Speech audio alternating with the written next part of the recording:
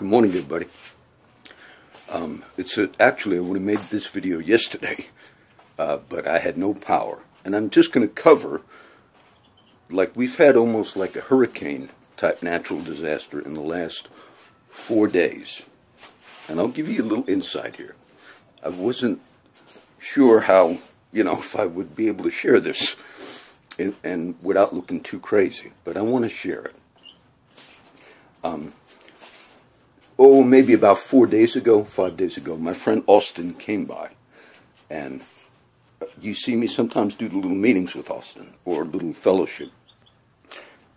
And I know God's working with Austin, okay? And he told me the other day, he said, John, I want to start like a Christian group, sort of like maybe patterned after the way gangs do things, but in a Christian way, meaning we're just a brotherhood. We don't do anything wrong. We commit no crimes. We don't steal. We don't do anything.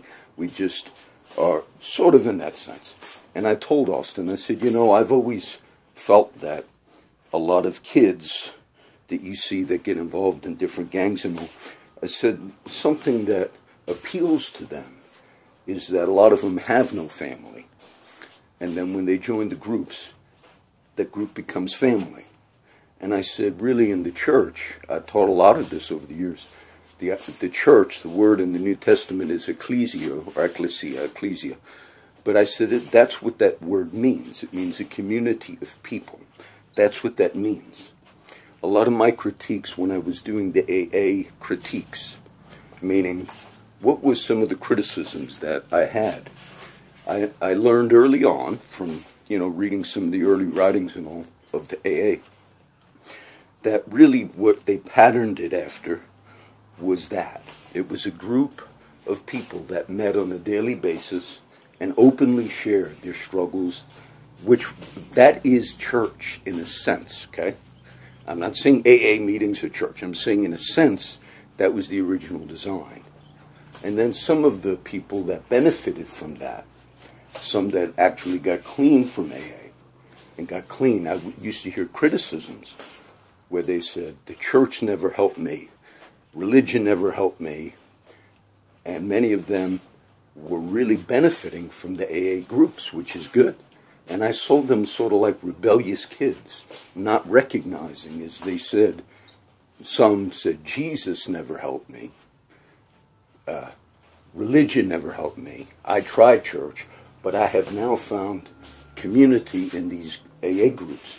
But the original founding, the original name of AA was two names, the James Group and then the Oxford Group. And the name James Group came from the letter of James, which talks about confess your faults one to another. Because I study a lot of this, I recognize that the great movement that AA started and founded Bill W. was really based upon Christian principles.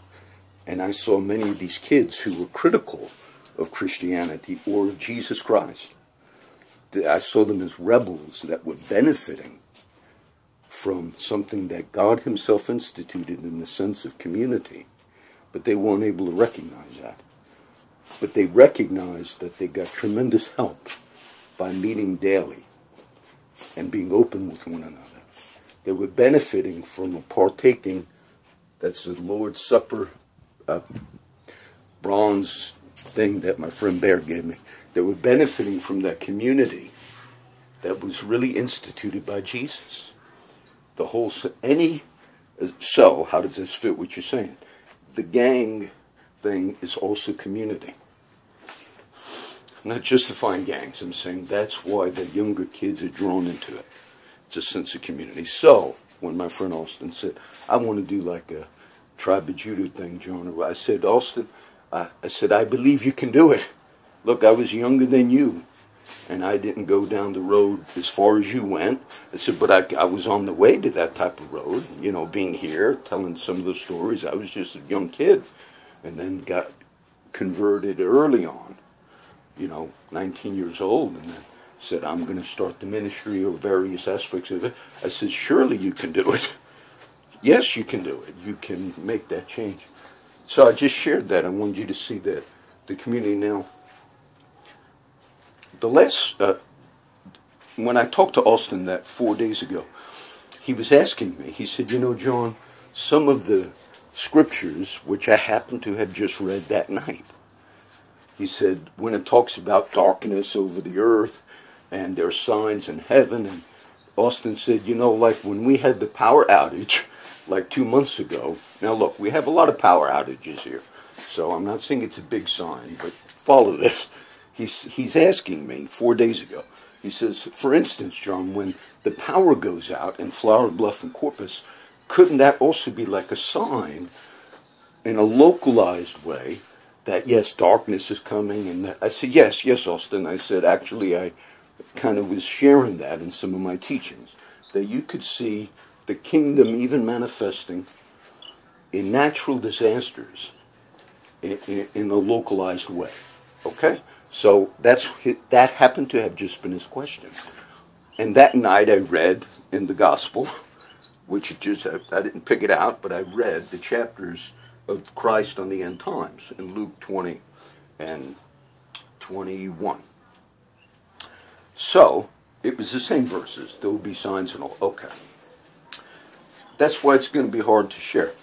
Now, when you as a Christian speak, okay, when you simply speak out on issues, what that does is it then begins to bring whatever is going on, it brings it under the magnifying glass of God. It's magnifying it. And then it opens up and says, okay, now I'm going to deal with certain things in certain areas. Okay.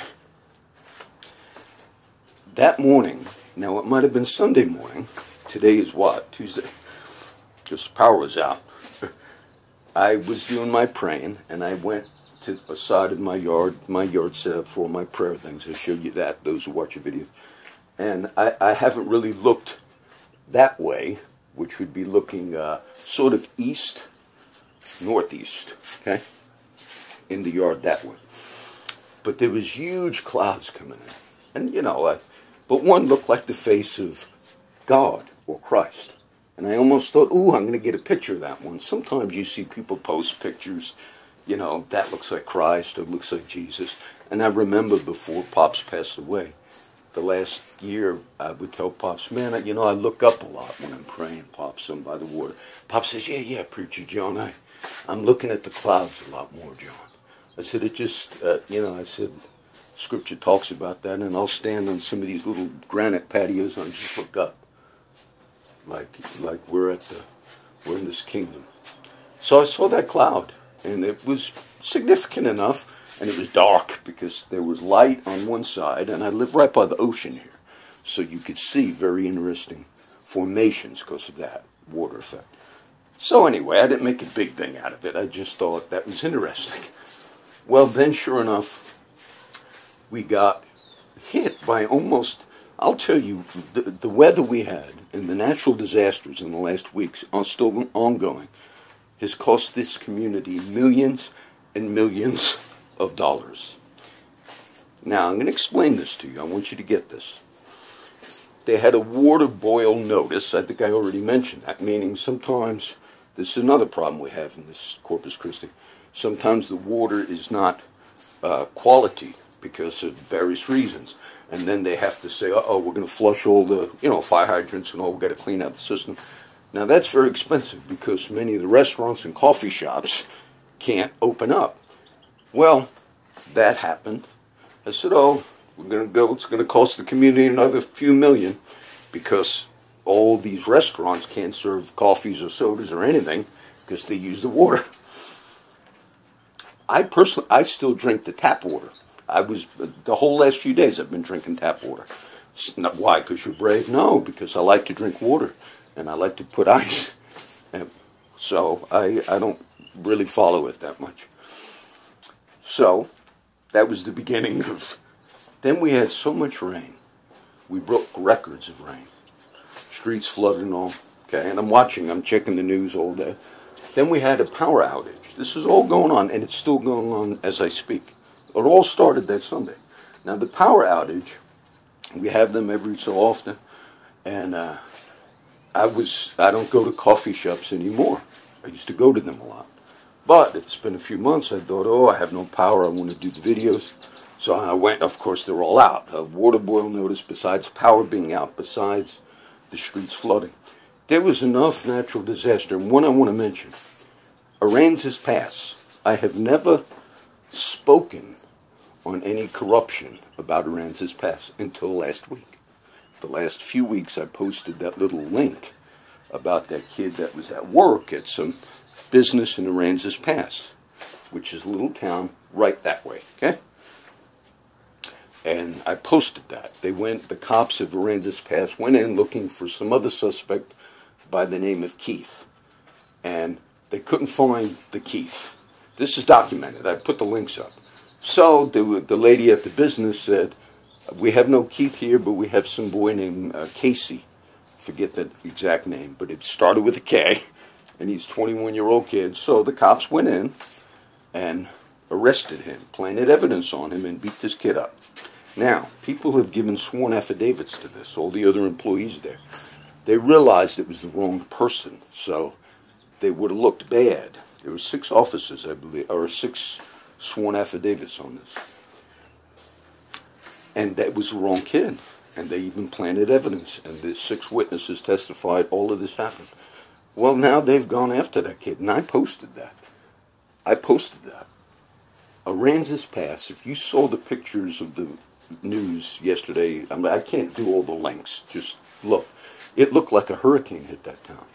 And I was looking at the thing. It said Aransas Pass is underwater. And I saw the footage last night on the. It looked like it was completely submerged. Now I'm saying when things are brought into the light, and I don't remember. It might have been 20 years since Aransas Pass was quote underwater. That's exactly what the news said, and they showed the video. These are all little coastal towns, just like where I live. We're all around water, but it looked like a hurricane hit Aransas Pass, and I think they said they had over 12 inches or 20 inches of rain. But it looked like Galveston, and I'm going to mention that being I just said Galveston. We had a hurricane a few years ago that wiped out Galveston. And I believe it was that hurricane that I'm going to share this about. About 8 years ago, whenever that hurricane that wiped out Galveston was, whatever it was, I forget the name of, you had the Katrina and the different ones that have hit, New Orleans and Galveston, these, okay? I've never yet had one bad here. Now, as a firefighter for all the years, whenever we had hurricane warning that looked like it was coming this way, hurricane watches and warnings, of course, we'd go to work. I'd prepare. I would even bring this little Old Navy back duffel bag, pack all my goods, because you have to stay at work, which I didn't mind. And because if you're a firefighter, you don't leave when there's hurricanes. So we were, oh, it's coming. We're going to get ready, guys. And we got a lot of runs. And even if it's not a real bad hurricane, there's a lot of wind. Power lines blow over. This is for Kingsville when I worked there. So, you're very active, and then it's automatic. You stay there. I stayed 3 days once for one of the hurricanes. But we were going to have a city-wide evacuation in Corpus Christi one year. And it was for the one, I believe, that wiped out Galveston, Texas, which simply, those who don't know the geography of Corpus Christi, if you go just a little bit up this coast, you're on the city of Galveston, which is just like Corpus Christi, which is right off of the Gulf of Mexico. So we had a hurricane coming in, and the city, for the first time, Corpus Christi did a mandatory evacuation. They've never done that before. They basically said, which I'm not critiquing them for that, that's fine. But when they did it, of course, all my neighbors are packing up, and we're going, and my neighbor behind me, and he said, oh, no, John, this area where I live in Corpus called Flower Bluff, he said, no, one time it was all underwater, all of Waldron Road. You don't remember, John, which I don't. He said, but in Hurricane Cecilia was one that wiped out Corpus Christi back in the 70s. I said, no, I'm not leaving. I said, I'm not going anywhere. I got stuff to do. But my wife and kids were going to go out to the ranch where my daughter lives, which is inland. But no, I was not going to go. I was going to stay. I used to stay as a firefighter, so it wasn't a big thing, and I would have done video if I was doing video at that time. But I was getting a little mad because I had things to do. All my homeless friends, they all knew it was hurricane warning. They were not good. They were mad because the mission was going to not feed that week. They live in the streets, and they were laughing. John, we live like this all the time. We don't evacuate. We live in the streets. I said, I know. So they were like mad. Oh, they're not going to serve food because hurricanes come. So I was with those guys, doing my ministry. But I got so mad one day because the satellite imagery, which you follow, you track the hurricane, you look at it on the various websites, and it was heading straight to Corpus Christi. That's what they did, the mandatory evacuation. So I was out here praying. Now this is true. I give you true testimony. I was right out here praying, and I just got so mad I rebuked it. I forget the name of it at the time. You go, I don't know the name of these here, I forget them. And I just rebuked it because I got mad. I said, turn. I command you to turn. I did that. I kid you not. I came in later, in the afternoon, and it turned. Now you say, did it turn because you did that? Look, I'm just telling you, I said that, and I was mad when I said it. And I kid you not, they even said on the satellite, on CNN and all, they said it did a very, a turn that we were not expecting it to make. And you could see it. It actually turned. And now, I'm not happy it turned in the sense that I believe that was the one that wiped out Galveston. Just very bad. It's still to this day, it's never fully been rebuilt again. So, we do have natural things that could take effect. That's what I want you to understand. In the last few months, as you see me talking about various things, I was almost going to say, I'm not praying for the... There's many scriptures that say, let his prayer become sin. In 1 John it says, I do not say that you should pray for him, those who commit sins unto death. David talks about, there are times in the judgment of God where you then begin to withhold. I pray a lot. Pray a lot. Yesterday I was with my friend John Montgomery, and on my phone a text thing comes through. It's not text, it's however they work, all these little things, videos and all. But it was from Children International. And I send $25 a month to a sweet little black girl named Catherine in Africa, just to help her. And those little things come through on my phone. And I like that. And I never look at it because I don't even know how to access my email anymore, because it was a Google thing and it was just a pain to access it. But it says, and if you want to look at the pictures of Catherine, and I was busy, as I normally am, and I looked at the text, and my friend John was there. I said, oh, this is that little girl. I said, I prayed for her this morning, because it was the Monday prayer. So I must have prayed for Catherine thousands of times. And I will pray for her for the rest of my life. How, John? Why would... It's incorporated. And when I pray at that moment, I said, and now I lift up sweet little Catherine, Lord, in Africa, little sweet black girl. And I pray in the morning. And that prayer goes up every Monday and every Friday. I get different prayers I do in the mornings. I said, and now I pray for all the kids, Lord, in every nation. Muslims, Jews, and Christians. And Jesus said, they're angels, always behold the face of my Father in heaven. And when I looked at the phone, I don't know, maybe my friend John thought, because I said, I can't even access the email, John, but I said, I like that little note. And then maybe he wondered, like, you are praying for her at 3 in the morning. Like, why would... Be concerned with these things. So I felt all of this that happened, still ongoing, which cost the community millions. I stopped praying. I had scriptures. I stopped praying for Corpus Christi, Texas, in the sense of just bless the economy, bless all this. I pray for the community of God in this city. I pray for the heavenly Jerusalem, if you will, the believing community of God within Corpus Christi. But the name Corpus Christi, in the New Testament, Paul says the Jerusalem that's below, and Jerusalem would be a name, we understand, of God's holy city, God's blessed city. But in the time of Christ, because they rejected Christ as the ultimate sacrifice, the writers of the New Testament, who were Jewish apostles, they spoke that it was under judgment because it stayed in bondage to the law, Galatians. But the Jerusalem which is above is that Jerusalem that's free. So I do not pray for the welfare or benefit of the physical city of Corpus Christi anymore. I made an actual months ago. So that's it. I pray for God to bless the holy community of God, the people of God within this place, the heavenly Corpus Christi, body of Christ. But I don't, because there was too much corruption that I seen. And so I said, I'm removing that. I consciously said that. And you say, what are the benefits? We don't need your prayers, John. Maybe not. But I'll say, because of that, and many of the prophets in the Old Testament, they were saying to Jerusalem, or to the city called by the name of God in the old days, they were saying, God's going to now bring judgment. Why would something like that happen? Many people, when you see me, I have Chief Simpson's picture up here, who passed away. And I pray for Tanya and for the kids. Just like Catherine, right? It'll be there until I die. Now, I bring up him sometimes because his death now could be redemptive and it could continue to have a purpose because the chief was a Christian man. And many people were very shocked. He was a former police chief who died on a motorcycle wreck.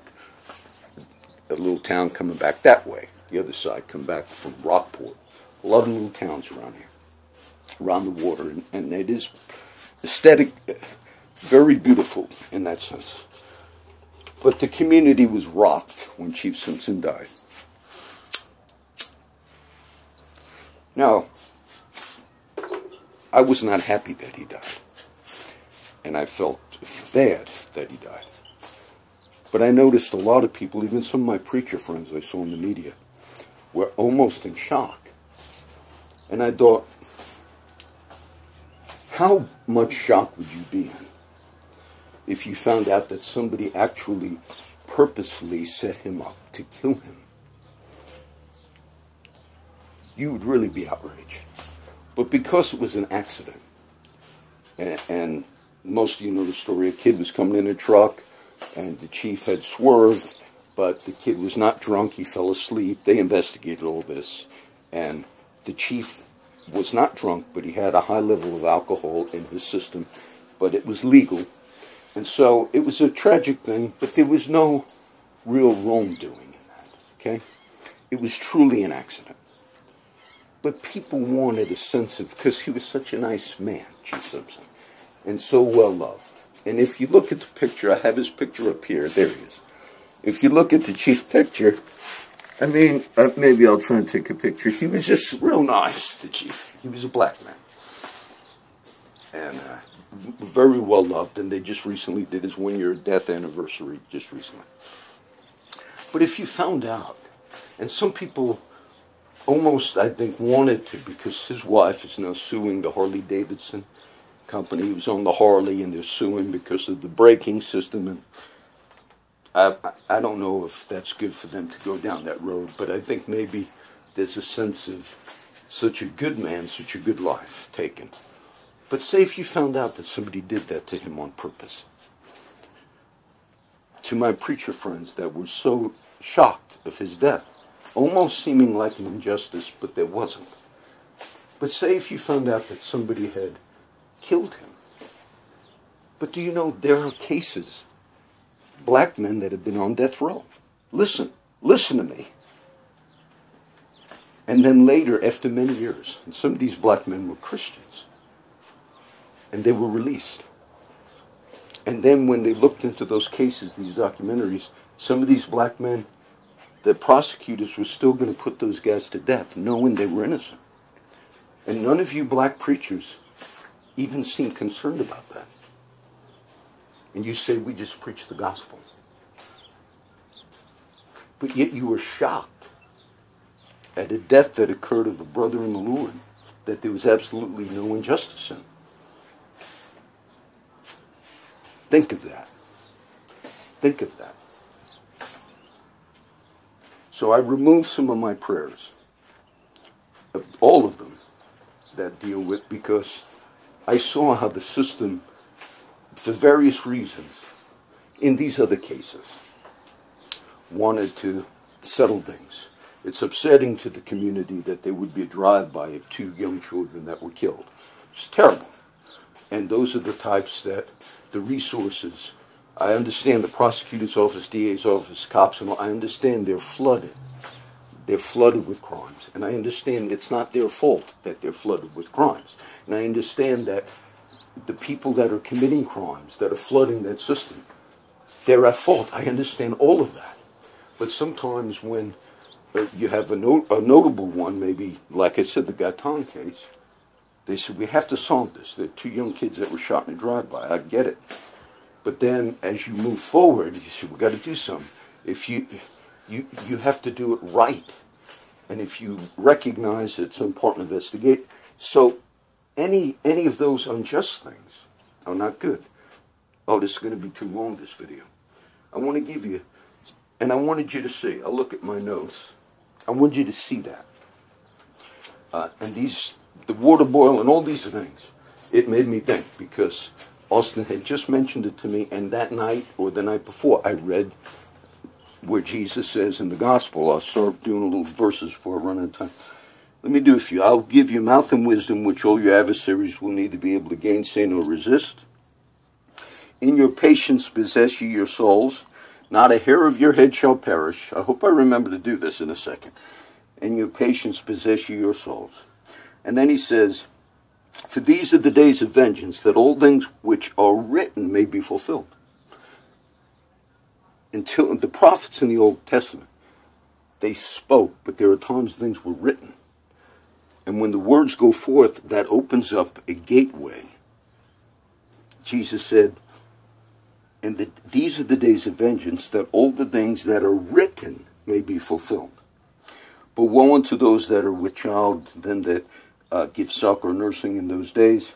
There'll be great things. And there shall be signs in the sun and the moon, the stars, upon the earth. Men's hearts failing them for fear, for looking after those things. And then they will see a sign of the Son of Man in a cloud. Now, is this all happening? Just was interesting because it all started with looking at a cloud Sunday morning. And I just had the discussion about localized judgments. And Jesus saying the kingdom is even activated in your midst. And God, when you have innocent life taken, the case of Carlos de Luna possibly set up in the 1 death penalty case, that's not, you don't just fluff that off. If there's a system that is producing that, that system's going to come under judgment. Because all things that are written or finally brought into the light, that opens up a gateway for God to say, now I'm going to work. Watch and pray that you may be kind of worthy to escape all the things that are coming upon the earth. Now, if I had time, I'd do a little bit more of the next chapter, but I don't. So I'm going to go to the Samson story. But what I wanted you to see was, I wanted you to meditate on that. I just put up my cross. See that cross? Got a whole story with that cross, but I stuck it higher yesterday because the power was out and I had to work in the yard, and I said, let me do some. I got that cross from, there were some Jerusalem Christians. I made a video on this, and they were at the Corpus Christi Cathedral, the church I attend as well, the Catholic Cathedral in Corpus Christi. And they gave me that cross, or I bought that one year they gave me one. But I did a video that day with some of those Jerusalem Christians. They were, I believe one of them, he didn't want to say it was a Palestinian Christian, but they were Catholic Christians that come every year to the cathedral. All right. I want to do a few more notes. Let's see. I wanted you to see that. I just want you to look at that. Oh, and in the morning, the same morning, I think Sunday, because I had a lot of rain, had some leaks, and I had to rearrange my little study, and I had an old grape juice bottle in there. Just because grape juice sometimes, it's like the Lord's Supper, like a communion. But I had no room for it because the rain came in, I had to move some things. I said, I don't need this half bottle of grape juice.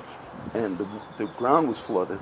So I came out here, I said, oh, like a little prophetic sign, I'll just pour it in the water. As soon as I poured that grape juice in the water, it looked like blood in the water. And it just reminded me of the plagues spoken about. And it was just, I'm not saying all those things are actually fulfillments. I'm saying, in a sense, we too operate in those things. The kingdom of God is among us now. Anymore. I wanted to mention a little bit about what's happening. I was real upset about the political thing. And I listened to NPR radio news, I guess yesterday, because the power was out. I still listened to it, but I had the battery on my little radio Walkman. And I was upset because the first 30 minutes were, okay, we're going to investigate Trump's sex life. And Cokie Roberts, that famous, I believe she's supposed to be like a Republican conservative. She is the daughter, a media lady, Cokie Roberts, the daughter of Chief Justice Warren of the Warren Report.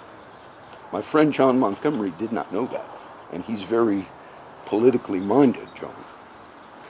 But I told him yesterday, I said, you know, that she is the daughter of Warren, of the Warren Report of the Kennedy assassination. Maybe he thought I was making it up. No, that's true. But either way, scandals, right?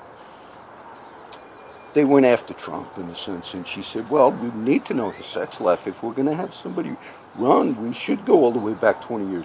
I just find it disgusting, because some of these same people, when President Bill Clinton had things in the Oval Office with the Monica Lewinsky, some of these same people said that's a private life in the Oval Office.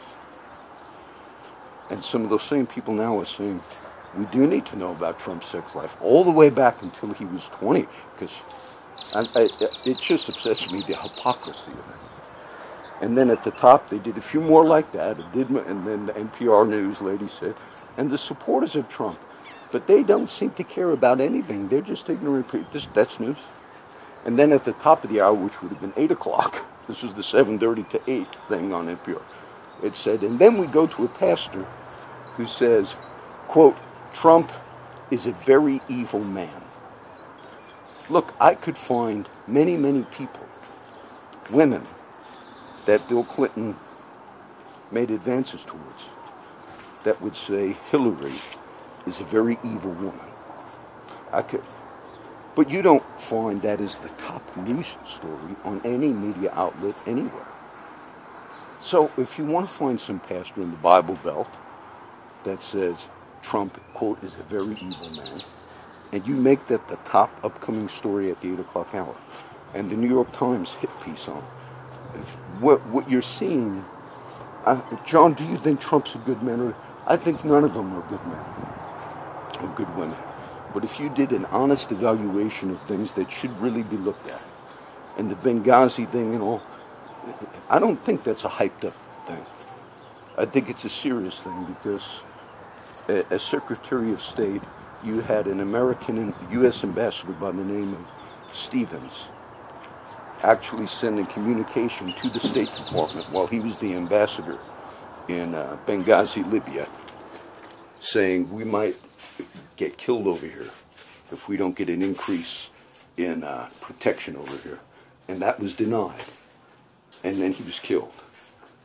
And very rare for an ambassador to be killed, and I don't even know if it's the first time at it, but to have actual communication coming back to the State Department from an ambassador on the foreign field. And the way Hillary Clinton and the State Department spun that story, I remember they told some of the families of Ambassador Stevens who was killed, they said they made it look like the State Department and Hillary were trying to warn him that it's dangerous, but he just wanted to stay in the fray, because that's the type of man he was. They indicated that he was like saying, no, don't pull me out. Don't give me more protection. I'm here because I identify. And then when those texts, emails, and stuff came out, that they were actually saying, look, they're scoping out this place here, our embassy in Benghazi. They're going to attack us. They're going to kill us. When that came out, she should have been fought. You should never run for president with a record like that at the State Department and the disasters in Libya.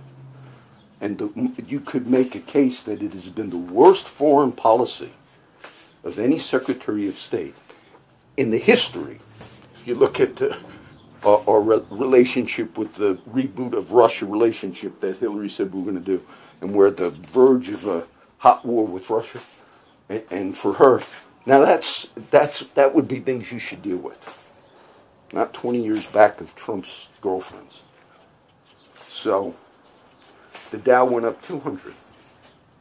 200. Now, when the Dow goes up 200 points, that's a lot of money. And why did it go up 200 points? Because Warren Buffett, big investor, those who don't follow this, from Berkshire Hathaway, I think he bought a ton of Apple stock. And one of the other investors dumped his Apple stock because they think Japan might, not allow Apple to sell in Japan. So one tech stock, and a big investor like Warren Buffett, which he is, smart man, he bought a ton of shares of Apple stock. And so it goes up 200.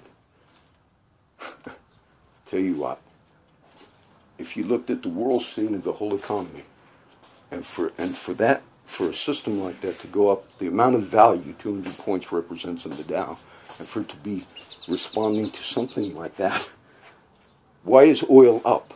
The price of oil, because the economies are doing good? No, because these fires in Canada, which can be highly suspicious whether or not it's ISIS and groups like that could be setting these wildfires. And it's the most expensive natural disaster in Canada. These fires, they're still ongoing.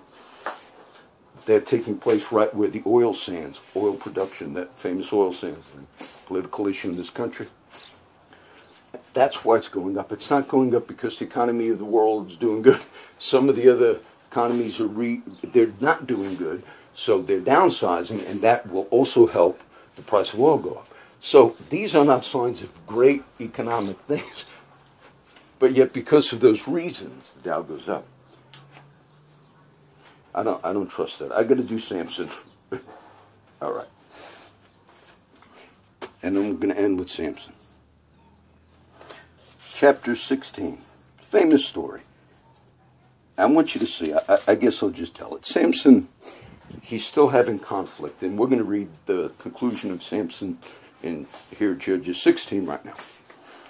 And if you remember these little posts on Samson, the book of Judges, it said God, when all this started, him getting in fights with the Philistines were over the people.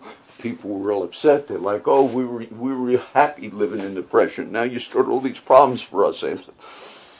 So, and you can see in Samson, he's vengeful.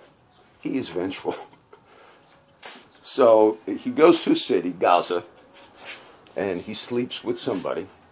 And the Philistines find out. They said, oh, he's in Gaza. He's with some girl. So they kind of wait for him, secretive, all night waiting. We'll get him in the morning. Let's just scope him out. We've got nothing better to do. Let's go send undercover guys to hear if he has anything to say. What about crimes that you commit? What about assault and battery and planting evidence? Oh, no, we ain't got time to deal with that shit. Let's go just hear if we could catch anything out of his mouth. So they go after Sam. And he wakes up at midnight, and he takes the gates of the city, and the bar scares him away. That's Judges 16.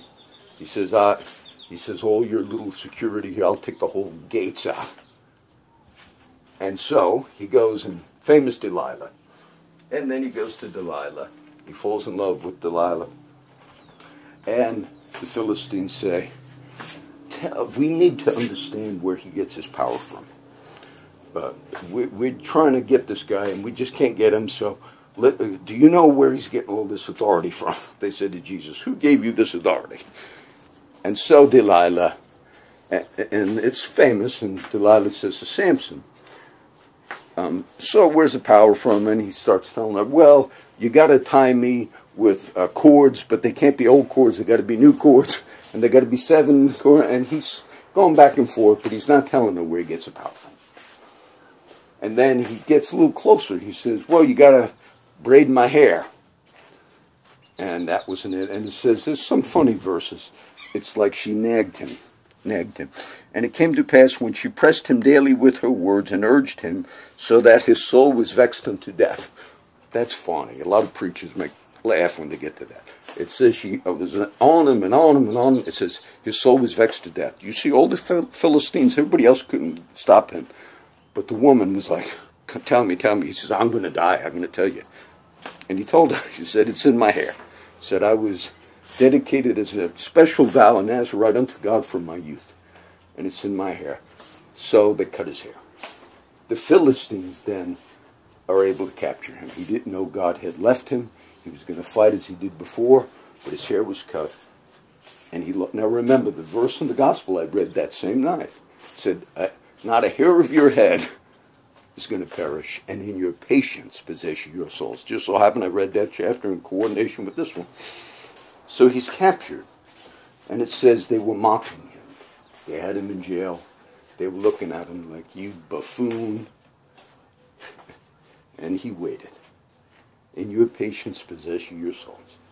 And it says his hair started growing. He said, you wait. My hair's coming back. And then on a great day, they had a great feast. All the enemies laughing, mocking, worshiping Dagon. Let me tell you, I speak the word of the Lord to all of you in authority that are Masons and that speak about another human being as worshipful master. You are in the court of God. You say, John, but I'm a good man. Let me say, worship God. And if you're engaged in that, and you refer to another human being as a worshipful master, stop that. That's an affront to God, the Father of my Lord Jesus Christ. So, Samson says to one of the kids, oh, they're going to bring him up. They're making a court jester, Samson. So they have this big thing, the Philistines and their false gods. And Samson says, just put my hands. They took his eyes out, which was something they did back in that day when you conquered an enemy. So they blinded Samson when they caught him. And he was captive, grinding, waiting for that hair to come back. In your patience possess your souls. And so there's this big, huge pagan celebration. And he says to one of the kids there, oh, just put my hands on the two pillars of this building here. People on the roof, people inside, sort of like this Gothic Roman pagan ritual, Caligula. And he says, God, remember me. He's willing to die at that moment.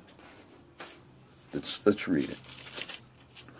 And he said, O Lord God, remember me, I pray thee, and strengthen me, I pray thee, only this once, that I may at once be avenged of the Philistines. And Samson took hold of the two middle pillars upon which the house stood, and which was borne up, right hand and left, and Samson said, let me die with the Philistines. And he bowed himself with all his might, and the house fell upon the lords and upon all the people that were therein. All the authorities came down, all in once, and the dead which were therein, and he killed more in his death than he did in his life, which is a type of Christ. It says in Hebrews, who through death destroyed him that had the power of death, that is the devil. And Samson, even in the image of a cross with his two hands on those pillars. And he said, avenge me of my two eyes. He said, was he a great justice leader? There was an aspect of Samson that was vengeful. He said, these bastards took my eyes out. And if you want to use me to bring this, and I'm willing to die with it.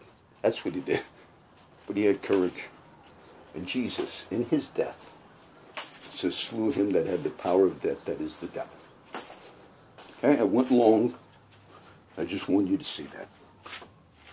So we live in a day, Jesus said, when you see all these things, then know that the kingdom of God is among you. When you see all these things, know it's here. And God sees. God looks down from heaven. He sees everything. Everything that's going on. Because they regard not the works of the Lord, nor the operation of his hands. He shall destroy them and not build them up. That's God's word. Okay? We'll end with that. God bless everybody.